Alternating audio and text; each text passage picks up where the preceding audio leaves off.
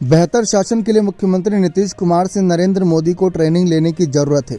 जनता की सेवा को लेकर नीतीश कुमार को कई वर्षों का अनुभव है, जो राज्य में साफ दिख रहा है। प्रधानमंत्री नरेंद्र मोदी के नेतृत्व में देश में अघोषित आपातकाल लगा हुआ है। इसमें किसी को बोलने की आज़ादी नहीं। मीडिया नेटवर्क पर मोदी की कड़ी हुकूमत चल रही है। खोखली उपलब्धियों का झूठा प्रचार किया जा रहा है। महंगाई के कारण देश की जनता तबाह है। 2024 के चुनाव में उन्हें इसका जवाब मिलेगा। लल्लन सिंह ने आगे कहा कि राजनीतिक इशारों पर केंद्रीय जांच एजेंसियां कार्रवाई कर रही हैं ताकि बोलने की आज़ादी पर अंकुश लगाया जा सके। उपरोक्त बयान जेडीयू के तत्कालीन राष्ट्रीय अध्यक्ष लल्लन सिंह ने पार्टी के किसान और सहकारिता प्रकोष्ठ कार्यक्रम में दिया था। लल्लन सिंह ने 14 जनवरी को मीडिया से बातचीत में ये बात कही थी। आज जब लल्लन सिंह एक बार फिर से एनडीए के साथ नजर आ रहे हैं तो माहौल भी काफ़ी बदला नजर आ रहा है। जी हाँ, आप सभी को बता दें कि कहीं ना कहीं लल्लन सिंह प्रधानमंत्री से मिल रहे थे, पूरी तरह नतमस्तक दिखे हैं। लल्लन सिंह ने प्रधानमंत्री से मुलाकात के बाद तस्वीरों को सोशल मीडिया पर शेयर करते हुए लिखा, साथ ही साथ लिखा कि देश के यशस्वी प्रधानमंत्री नरेंद्र मोदी से उनके कार्यालय में शिष्टाचार मुलाकात हुई। ये वही लल्लन सिंह है जो हाल तक संसद सत्र के दौरान केंद्र सरकार पर तीखा हमला करते रहे। लल्लन सिंह को अब पता है कि उनकी पार्टी के आका नीतीश कुमार बिहार में एनडीए के साथ मिलकर सरकार चला रही हैं। लल्लन सिंह को यह भी पता है कि लोकसभा चुनावों में जेडीयू को ज़्यादा सीटें मिलने के पीछे बीजेपी के जमीनी कार्यकर्ताओं और आरएसएस की भूमिका ज़्यादा होती है। लल्लन सिंह को मालूम है कि लोकसभा चुनाव में जेडीयू की सफलता के पीछे सबसे बड़ा हाथ मोदी फैक्टर भी है।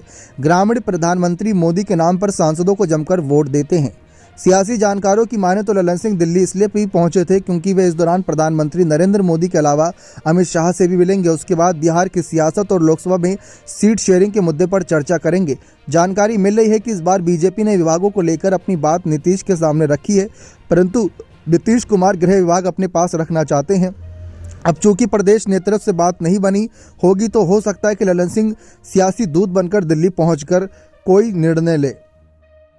जदयू के एक क्षेत्रीय नेता दल की बात करें तो इसलिए जदयू का कोई निर्णय यहाँ नीतीश कुमार कर लेते हैं तो बीजेपी एक राष्ट्रीय पार्टी है, वहाँ फैसला कई स्टेज पर लिया जाता है।